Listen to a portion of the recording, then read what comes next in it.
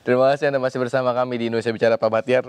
Iya. Saya ingin antara Bapak dulu baru nanti Mbak Titi. Iya.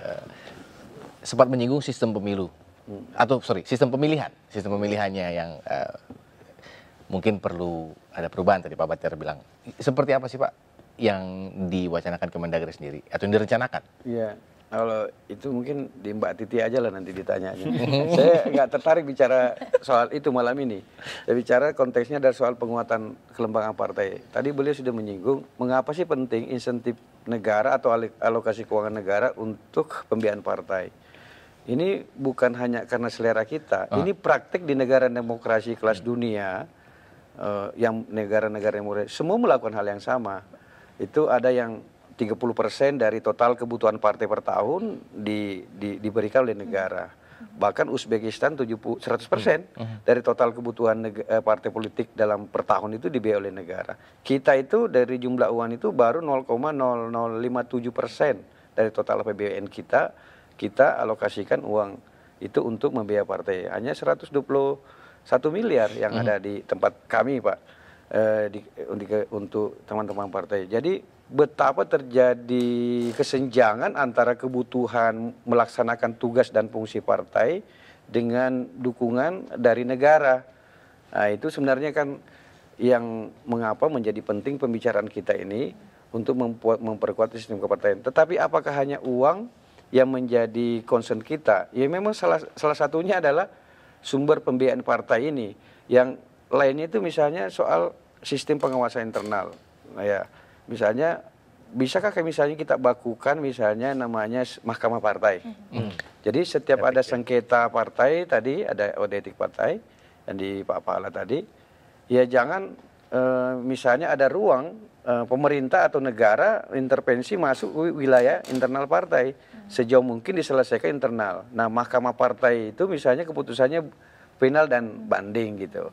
Kalaupun misalnya harus ke pengadilan, kita buat hukum acara pengadilan singkat saja supaya ketika terjadi sengketa kepartaian itu tidak berlarut-larut sengketa kepartaian itu.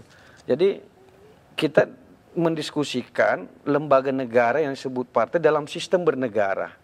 Karena ketika kelembagaan partai di Republik ini tidak sehat, maka mempengaruhi sistem yang lain. Sistem pemerintahan menjadi mandat, sistem pengambilan putusan negara menjadi bermasalah. Ada banyak yang sistem yang lain akan bermasalah ketika ini tidak clear gitu. Dan ya pertanyaan paling sederhana sih misalnya gitu. Karena kita multi partai sederhana, berapa sih ideal partai politik yang mewakili seluruh kepentingan, ideologi dan aspirasi masyarakat Indonesia? Dari pemilu ke pemilu kan bukannya berkurang jumlah partai, tapi jumlah partai malah bertambah. Jadi saya kira Pak Samuel diskusinya fokus soal kita bagaimana penguatan partai politik kita. Nah, dan saya laporkan di tempat ini bahwa alhamdulillah DPR juga sudah setuju Pak. Ini masuk di prolegnas di 2019 sampai 2024. Dan di dalam rangka menata sistem politik kita itu revisi undang-undang partai, revisi undang-undang pemilu, kemudian pilkada, kemudian MD2, kemudian yang lainnya ini bagian yang nanti akan kita bicarakan. Yang mudah-mudahan di tahun ini pembicaraan awal mungkin mulai dari undang-undang pemilu dulu, terus mungkin undang-undang yang lain kita bicarakan. Ini secara simultan nanti kita bicarakan Pak. Jadi tidak bisa dibicarakan terpisah, ujuk-ujuk pemilunya gitu. Ini hulunya dulu yang kita ini bicarakan totalitas nih. Karena faktor hulunya dulu nih kalau saya sih berpikirnya begitu. Mbak Titi kira-kira apa yang perlu kalau kita kembali ke tema kita malam ini ya, penguatan partai politik sebagai institusi demokrasi. Ironi kita hari ini adalah walaupun ini bisa dibilang tren global, institusi demokrasi, tapi kalau bicara tingkat kepercayaan, ada dua institusi yang tingkat kepercayaan itu paling bontot. Dua institusi ini adalah satu partai politik, yang kedua DPR. Kalau lihat survei, pasti dua itu yang paling tingkat kepercayaannya rendah. Padahal dua institusi ini adalah yang memproduksi tokoh-tokoh, orang-orang yang akan nanti mengatur hajat hidup kita gitu ya. DPR tadi, presiden, bahkan menyeleksi posisi-posisi penting negara ini. Maka kemudian mau tidak mau kita harus berbenah. Karena kalau kita membenahi partai politik, kita membenahi sebagian besar dari persoalan yang dihadapi oleh bangsa ini. Oleh karena itu pembenahan terhadap partai politik, bagaimana kita memastikan fungsionalisasi partai. Fungsionalisasi partai seperti apa yang kita harapkan? Satu tadi, pendidikan politiknya jalan. Kalau pendidikan politiknya jalan, warga negara sebagai pemilih tahu betul setiap konsekuensi suaranya dan akan menjaga suaranya dengan baik. Apapun pilihan sistemnya nggak akan masalah. Karena dia tahu bagaimana mengontrol proses atau sistem politik yang berlangsung. Tetapi kalau kemudian kita menyalahkan publik, sementara di saat yang sama hak publik untuk mendapatkan pendidikan politik tidak berjalan, kan nggak ketemu ini gitu. Yang kedua adalah soal kaderisasi. Nah kaderisasi misalnya gini, kenapa perempuan sulit masuk politik? Karena kaderisasinya injury time. Tiba masa pemilu baru sibuk rekrut perempuan untuk memenuhi persyaratan calon. Padahal kalau kaderisasinya berjalan berkelanjutan terus-menerus, perempuan akan lebih mudah untuk hadir di ruang-ruang publik, ruang-ruang politik kita. Dan ketiga, rekrutmen politik yang demokratis. Jangan sampai kemudian karena partai dikuasai oleh segelintir orang, dia yang menentukan rekrutmen politik, akhirnya apa? Bapak, anak, menantu, ponakan, ipar, itulah yang berkuasa. Nah jadi ini yang ingin kita jawab sebenarnya. Nah, bagaimana sebenarnya, kita kembali ke temanya partai politik itu sendiri memang ya. Jadi ketika tadi sudah dibilang ada yang dinasti lah segala macam. Sudah bertahun-tahun, harusnya 2020 kita niatnya berubah. Nah, apa yang memang yang harus dibenahi sama parpol sendiri? Karena apakah memang dari saya merasa bahwa apakah memang semua kembali ke uang, karena pejabat yang ditangkap memang rata-rata karena korupsi atau karena suap gitu loh. Apakah memang itu faktor utamanya gitu? Apakah memang pendanaan pemerintah harus 100% kayak yang tadi Pak Bahtiar bilang seperti itu? Kalau faktor korupsi itu kan banyak ya. Selain juga faktor ketamakan itu juga ikut berkontribusi. Tetapi salah satu kalau kita bicara institusi partai, ternyata ada kontribusi kebutuhan untuk mengelola partai yang kemudian karena kebutuhan itu tidak ditopang oleh sumber-sumber legal, dicarilah sumber yang ilegal. Nah yang kita lakukan ini adalah engineering, perekayasaan, bukan merekayasa secara manipulatif ya, tetapi secara positif untuk memfungsikan partai politik kita. Jadi bagaimana kemudian partai tidak dikelola hanya oleh segelintir orang. Lalu kemudian rekrutmen politik tidak hanya ditentukan oleh elit-elit tertentu saja. Sehingga kader-kader terbaik partai itu bisa muncul, merebut kekuasaan dan mendapatkan kesempatan yang sama. Perempuan bisa berkarir di partai politik, diperlakukan dengan setara karena kaderisasinya jalan gitu ya. Misalnya sebagai contoh, kenapa politik berbiaya tinggi? Ya karena politik berbiaya tinggi karena partai tidak mampu memfungsikan strukturnya. Karena apa? Kader-kader terbaik tidak mampu difasilitasi karena kader-kader terbaik ini dalam banyak hal punya keterbatasan modal gitu. Kenapa politik dinasti tumbuh subur? Karena orang yang punya uang dia juga yang menguasai struktur partai. Makanya KPK ini kan punya fungsi pencegahan. Dia menawarkan, nanti Pak Pahala yang bisa jawab, sistem integritas partai politik. Jadi bukan cek kosong kita kasih kenaikan alokasi dana negara, pembiayaan partai dari negara, lalu untuk kemudian partai bisa macam-macam dengan dana dari negara.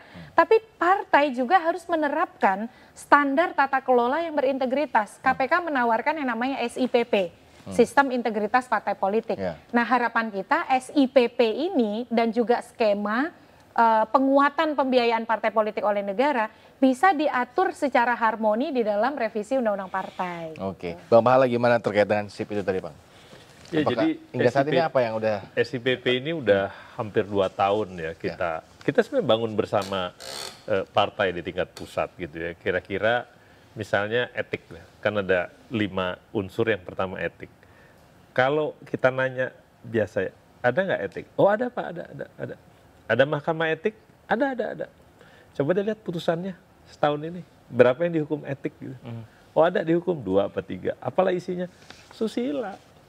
Jadi yang sepele-sepele kita bilang etik ini harusnya ditegakkan. Misalnya sudah pergi ke arah siapa kader yang janji bohong. Yang janjinya bahaya. Menaikkan upah minimum pekerja. Ini bahaya nih janji-janji gitu. Itu harusnya dibawa ke etik. Jadi pergi ke lebih etik yang berkualitas. Anda bilang kaderisasi gitu. Berapa yang kader Anda murni yang Anda majukan jadi kepala daerah? Dia bilang beberapa daerah ada dan itu biayanya murah. Kenapa nggak semua daerah dimaju? Kadernya nggak ada. Kenapa kader nggak ada? Ya karena kata Pak Bahtiar, main di partai mah kerja sosial. Syukur-syukur berbuah kalau udah ke atas ya. Yang begitu-begitu kita bilang yang lebih modern lah. Makanya benar kata Mbak Titi, kita mau ini bersama Kemdagri dan LIPI supaya solid ditaruh di undang-undang. Bukan cerita uang aja. Uang itu bagian dari ini kita kasih, tapi kita minta keterbukaan lu di sini. Lantas kita bilang ini dana buat kaderisasi, tapi di sini ada kaderisasi. Nah kita pikir di revisi undang-undang parpol itu akan sangat baik. Dulu di PP nomor 1 cerita hanya peningkatan pendanaan dari 108 jadi 1000. Tapi sekarang di undang-undang parpol kita minta pendanaannya itu akan terus progres naik sampai 10.000 karena hitungan kita segitu gitu ya. Hanya ada stringsnya, ada kewajiban-kewajiban ini yang diukur kuantitatif bersama-sama dengan Kemdagri, Perludem, nanti kita lihat hasilnya. Jadi kita bilang ada yang ngukur, ada yang lihat nih dari luar nih pengukuran. Saya ngukur, saya bilang nilainya 7 gitu, tapi nanti ada tim bersama datang ngelihat bener nggak di tingkat DPP, DPD, DPC. Jadi ada pertanggungjawaban partai ke masyarakat langsung dalam bentuk SIPP saya dapat berapa. Nah kita harap masyarakat juga lebih cerdas gitu bahwa oke, ini berarti ini partai bercanda aja nih ngaturnya nih, uangnya aja yang mau, yang lainnya enggak. Atau kadernya sebenarnya janji bohong aja kader, dia demokratisasi internal adalah salah satu loh. Dari 5 ini yang Mbak Titi bilang kita tahu ini. Nah kita bilang demokratisasi internalnya kayak apa. Antara lain kayak gini, jabatan lama nggak diganti-ganti. Jadi penentu terus gitu kan. Nah ini kita bilang belum keluarga segala macam. Intinya sih kita bilang gini, suka ndak suka partai harus kita benahi. Sudah. Dan tidak mungkin mereka membenahi diri sendiri. Karena ini bagian dari sistem pemerintahan yang kompleks gitu kan. Tapi sekarang kita bilang tidak boleh juga KPK sendiri atau Dagri sendiri atau LIPI atau Perludem berteriak sendiri soal partai. Nggak boleh. Makanya selalu kita bilang sama partai, ya agak lambat progresnya baik gitu. Tapi kan selalu kita bilang partai ini kayaknya lebih maju nih, iuran anggotanya udah sekian. Mereka bilang jangan dibuka dong Pak, nanti kita bisa mati langsung gitu kan. Oke. Tapi kita bilang gini, ini 16.000 hitungan kita, Anda nanggung 8.000, pemerintah 8.000. Kita mau usulkan nih, mereka sendiri yang nggak mau, jangan Pak, 30% aja. Karena kita pikir baik, habis itu berapa? Naik lagi Pak, jadi 40%. Gradual sampai 5 tahun baru kita bisa terima 100%. Nah kita pikir ini sinyal baik dari partai ini. Sinyal baik dari partai. Jadi kita bareng-bareng aja gimana caranya nih kita kerja bareng mereka dan jangan dihukum. Sekali lagi suka nggak suka ini institusi yang harus ada. Tetapi sampai hingga saat ini apakah itu bisa menjamin bahwa partai itu sendiri akan berkembang dengan bagus? Iya. Tadi ada poin penting juga yang Pak Pahala tadi. Pekerjaan terbesar kita adalah membangun ekosistem kepartaian. Jadi yang membicarakan partai bukan ANSI hanya pengurus dan anggota partai. Kita ini dalam undang-undang kepartaian, kita ini semua ini sebenarnya anggota pasti partai politik loh. Jadi anggota pasti partai politik itu seluruh warga negara Indonesia. Kita adalah partai politik. Nah, artinya kepentingan kita ini juga memang membangun ekosistem partai politik. Artinya ya bukan kita membela partai politik. Kita juga harus memberi pendidikan pada masyarakat betapa partai politik itu sangat menentukan perjalanan bangsa ini gitu. Maka ini kita harus dorong ini menjadi kuat. Karena kalau dia tidak kuat, maka negara ini akan rusak sendiri kalau Anda bayangkan coba partai ini di seluruh Indonesia hampir juga mulai dari hal sederhana tadi, sekretariatannya aja udah berat sekali.